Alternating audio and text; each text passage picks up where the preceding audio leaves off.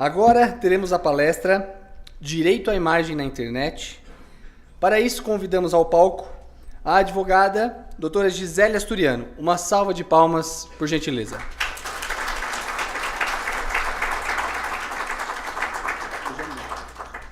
Gisele Asturiano é mestre em Direito da Personalidade pela Unicesumar.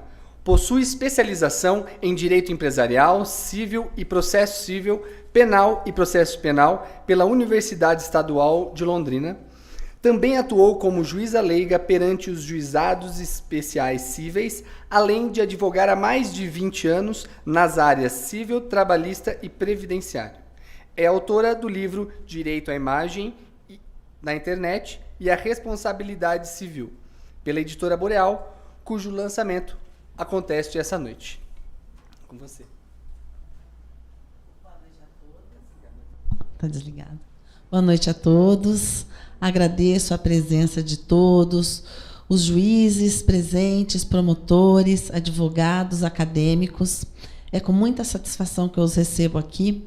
E a ideia desse seminário é justamente inquietar, discutir, porque nós, da área jurídica, nós temos esse dever aí de pacificar a sociedade, né, de utilizar do ordenamento jurídico de forma a dar às partes, né, a prestação jurisdicional da forma mais justa possível. Então, nós vamos... Aí, quando eu comecei a desenvolver esse trabalho, justamente, mais ou menos no que o Michael falou, a internet, um clique, a gente modifica, a gente altera, muitas vezes, a vida de uma pessoa. Um clique no mouse, você utiliza do seu smartphone, então a gente pode modificar a vida de outras pessoas. Então, isso me fez pensar e falar um pouco sobre isso. Então, conversei com o Dr. Cleiton Reis, que gentilmente foi meu orientador, muito querido, meu padrinho, que está aqui hoje, também veio fazer essa palestra. Então, a imagem é a nossa... como nós nos representamos. Até a gente fica imaginando que, muitas vezes, o Facebook, o Instagram e as redes sociais, a gente se torna um avatar daquilo que a gente se transforma. Nem sempre a imagem que está sendo projetada nas redes sociais, elas têm relação com a pessoa que está por trás daquele perfil. Isso é uma outra questão que também me deixa muito inquietante, porque muitas vezes nas redes sociais as imagens que são representadas são felizes, de alegria, de viagens, e outras também de discussões, muitas vezes desnecessárias, de forma deselegante com as pessoas. Então, a imagem é a nossa representação enquanto pessoas. Como nós estamos utilizando da nossa imagem?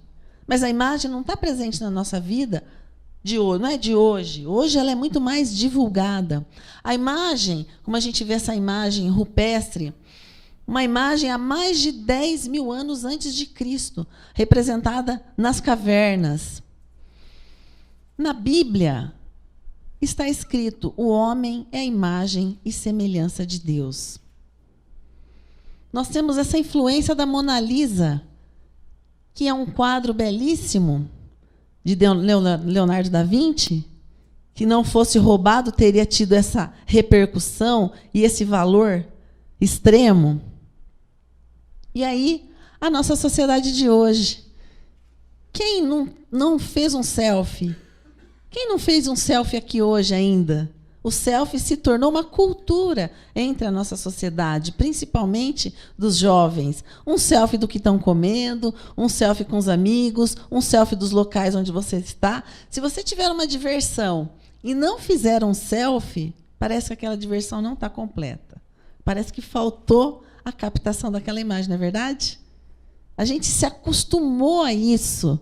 Então, a nossa imagem, como é que nós estamos utilizando dessa imagem e como é que ela está sendo divulgada?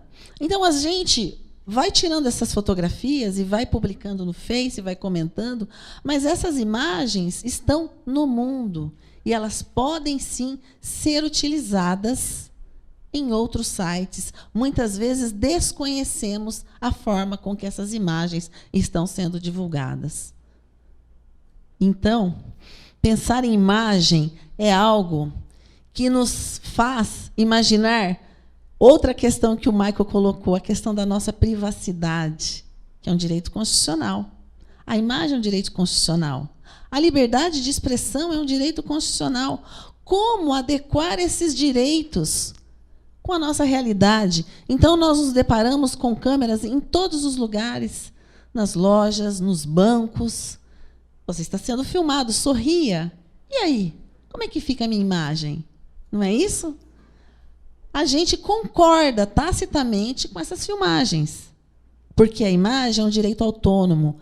Ela só pode ser proibida se o indivíduo proibir essa divulgação. A partir do momento que eu não proíbo, eu permiti.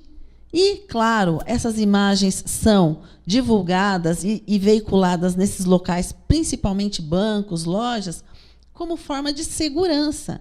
Então, dando continuidade no que o Michael falou, muitas vezes essa privacidade ela é mitigada por conta da nossa segurança, porque a segurança é um bem maior.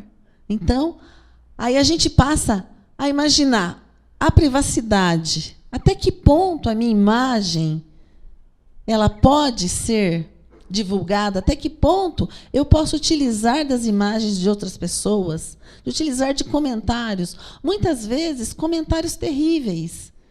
E eu alimento essa rede, eu com meu celular, eu estou alimentando essas grandes empresas que vão utilizar dessas imagens da forma como bem quiserem. Gente, confesso para vocês que eu não leio as condições de uso dos contratos das redes sociais. Terrível. Eu sou advogada. Não sei se vocês, eu sei que vocês todos leem, mas eu devo confessar que eu não leio as condições de uso. Terrível. Então, a gente está concordando de divulgar a nossa vida, de fazer da nossa sociedade essa vitrine. Nós vivemos no momento do grande irmão, do Big Brother, que já foi em 1985, por George Orwell, que disse que nós estamos sendo vigiados, mas hoje nós estamos alimentando a grande rede através das nossas imagens, através da forma como nos portamos. Mas nós temos que ter muita responsabilidade, porque muitas vezes uma imagem tola, simples, tem tanta repercussão no mundo virtual que pode causar um dano irreparável para a pessoa. Nós temos um caso interessante, que é de uma menina que tinha 10 anos na escola e ela tinha aquela sobrancelha que a gente fala monocelha. Na escola, tiraram uma foto da menina e publicaram nas redes sociais. E essa foto viralizou na internet por conta da sobrancelha da menina, numa situação terrível. Uma criança de 10 anos não conseguiu segurar essa questão. Passou por momentos de depressão terrível. Então, às vezes, a gente não tem essa dimensão da consequência das nossas publicações nas redes sociais. E aí a gente pergunta, como é que fica a dignidade da pessoa humana? Será que a internet é um universo paralelo do nosso universo social? Às vezes, as pessoas se portam como se assim fosse. Como nós não temos oponentes diretos, então eu posso colocar críticas, eu posso republicar aquelas imagens, eu posso utilizar da forma como eu bem quiser e não me importar com a outra pessoa. É isso que a gente tem que se deter, principalmente nós, né, da área jurídica, porque a gente não pode deixar que sejam violados a dignidade da pessoa humana. Muitas vezes, a repercussão de uma imagem, de uma foto boba que foi publicada na internet, pode causar um dano a nível muito estratosférico, que a pessoa, muitas vezes, não consegue mais levar uma vida normal. Então, uma questão, outra questão interessante, até que a gente fala de imagem, foi, né, os memes também são pelo Facebook, né? São protegidos pelo nosso direito. E, claro, o nosso presidente, com a imagem abalada, com a imagem já tão distorcida, proibiu. E ele pode proibir. Todos nós podemos proibir qualquer imagem que a gente não queira. Através de uma ação judicial, através, enfim, de vários mecanismos. E o presidente fez isso. É ilegal? Não, ele está dentro do seu direito de proibir. Porque a imagem dele já estava distorcida. Fizeram memes da proibição, mas... Interessante que a gente falar em dignidade da pessoa humana, nós temos que falar em direitos da personalidade. Direito da personalidade vem de persona, máscara, as máscaras que nós utilizamos nas redes sociais. Quem somos nós? Diferentes na rede social do que aqui? Mas a gente, normalmente, é bem diferente. Quem somos nós? Esse ser, esse indivíduo? Nós somos uma coisa? Porque a internet, de certa forma, coisifica a criatura humana. E isso não pode ser permitido. No cyberespaço, as pessoas podem se transformar em quem gostariam de ser. Perdem a essência daquilo que realmente são. Comentam, fazem comentários que poderiam ser desprezados, que não o fariam se estivessem num lugar público ou entre pessoas. E a repercussão danosa, seja de preconceito, racismo, de religião, é terrível. E nós temos que proteger as pessoas. Porque não fosse o reconhecimento da dignidade da pessoa humana foi reconhecido depois de atrocidades que ocorreram com as guerras, quando o homem chegou à conclusão de que ele poderia exterminar esse ser tão importante que habita o planeta Terra, começou-se um movimento do reconhecimento da dignidade da pessoa humana, reconhecimento da igualdade, né, de reparar toda essas facções de separar a nossa sociedade. Então, a imagem, ela representa o ser nos direitos da personalidade.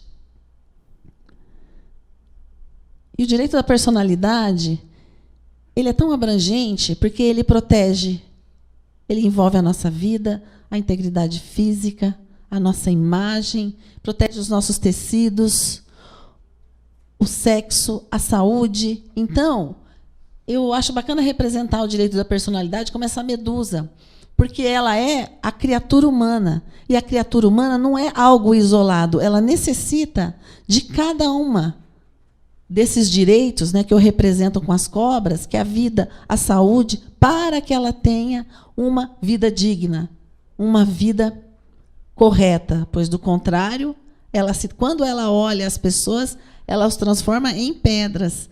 Então, a medusa representa a importância do homem como ser pensante, racional e importante enquanto criatura humana na nossa sociedade. E a imagem tem sido divulgada e propagada de forma banal. Temos várias situações no judiciário. Agora virou uma coisa corriqueira, os nudes. As pessoas tiram fotos nus, mandam, enviam uns para os outros. Muitas vezes, casais que têm relacionamento íntimo tiram fotos. Quando o relacionamento é rompido, o casal, que é aquela parte que foi mais ofendida, divulga essas fotos para toda a rede social, para a internet, Facebook, WhatsApp. Então, como é que fica? Então nós vamos falar assim, poxa, mas a pessoa tirou aquela foto nua e publicou. Até que ponto o ordenamento jurídico vai proteger essa imagem, sendo que essa imagem foi permitida pela pessoa? Mas ela foi permitida para determinada pessoa e não para o universo, para o cyberespaço. Então, é o que a gente tem percebido, que muitas vezes, nas decisões do judiciário, há um pouquinho de como, por exemplo, casos de amantes. A amante manda foto nua para o marido. A esposa pega as fotos e divulga na internet. Nós tivemos um caso recente em Apucarana. Olha só. A mulher, eles estavam trocando mensagem no WhatsApp. A amante mandou uma mensagem que queria se encontrar com o homem casado. E ele lhe disse que era casado e não poderia todo o tempo encontrá-la. E ela, mas eu também tenho um relacionamento sério de 5 anos, mas eu queria me encontrar com você para me divertir.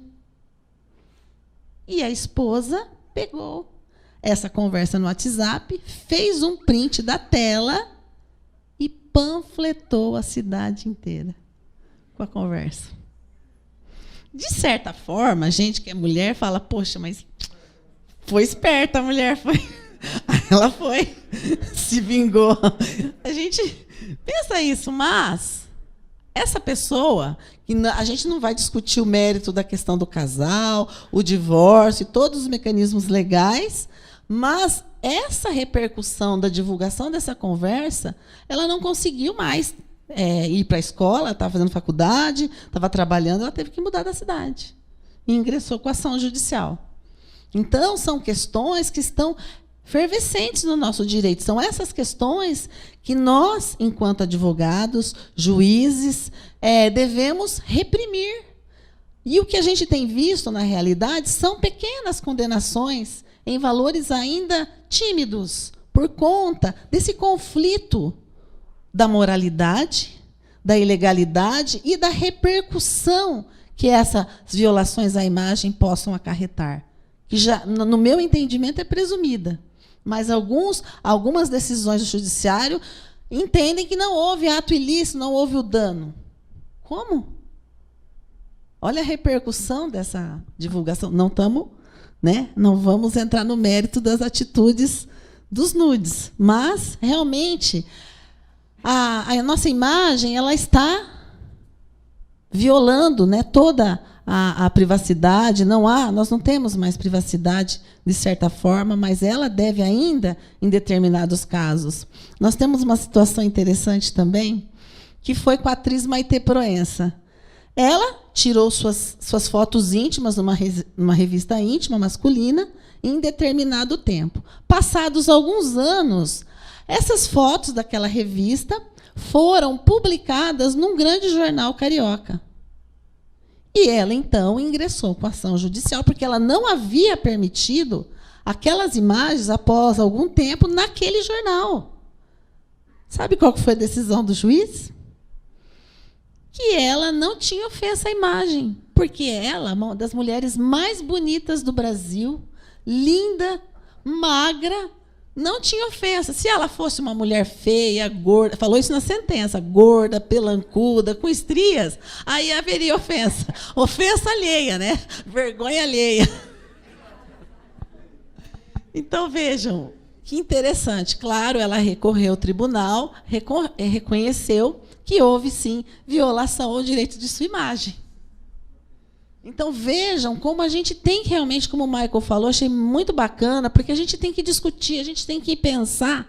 Às vezes a gente fica com o nosso celular no Facebook tão preocupado em stalkear o outro, mas às vezes a gente se esquece desses detalhes, e somos nós, principalmente os jovens, vocês que vão mudar. O Michael, novo, que vão mudar essa realidade. Nós que temos que fazer, enquanto advogados, com que os juízes realmente falem sobre isso, ingressando com ações judiciais, enfim, seja na esfera criminal, seja na esfera civil. Então, é muito importante essa discussão, porque nós estamos passando por esse momento de transformação. Hoje, não é como no passado, e foi ontem. Que a gente usava a máquina de batia a máquina. Então, hoje o processo já é virtual. Tudo virtualizou. Então, a gente tem que acompanhar o direito, tem que acompanhar tudo isso. Então, nós temos o caso da Lei Carolina Dickmann, que foi também um caso emblemático. Ela teve violado do seu computador fotos suas íntimas. Também gerou essa discussão. Poxa, mas a Carolina Dickmann tirou fotos nuas, então... porque... utilizaram daquelas fotos do seu computador nuas, não haveria dano. Mas aquelas fotos, aquelas imagens que estavam no seu computador, não foram permitidas a divulgação. Então, ela foi ameaçada querendo dinheiro, né, em troca dessa publicação, mas ela buscou o advogado, ingressou com ação criminal e judicial, que deu origem, então, a essa lei que tipifica os crimes relacionados ao meio eletrônico, incluídos os artigos no Código Penal. Temos mais esse caso interessante também, do vazamento da nudez do sargento PM. Causa polêmica na corporação. Essa é uma decisão bem recente, a sentença foi em março desse ano. Esse sargento havia tirado algumas fotos com a sua esposa, grávida, aquelas fotos para álbum, e publicou no Facebook. A sua foto, ele estava sem camisa.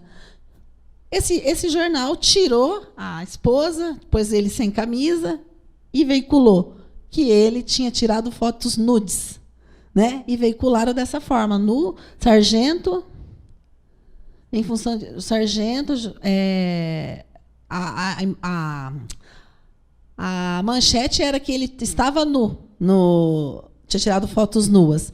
Então, ele ingressou com ação judicial, porque, muito embora a defesa tenha dito que as fotos haviam sido retiradas do Facebook e estariam públicas, elas foram alteradas de forma pejorativa, causando vexame e humilhação perante a corporação, perante a sociedade, a sua família.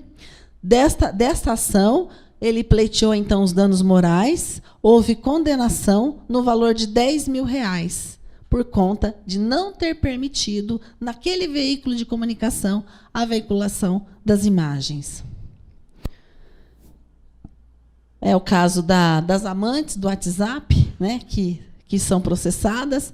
Nós temos um caso interessante aqui no Paraná, que o casal trabalhava numa empresa juntos e tinha uma amante. A amante mandava fotos nuas para o marido e a esposa, então, as esposas são terríveis. Aí ela pegou o celular e pegou aquelas fotos que a mulher havia enviado e enviou para todos os colegas de trabalho, para todo mundo.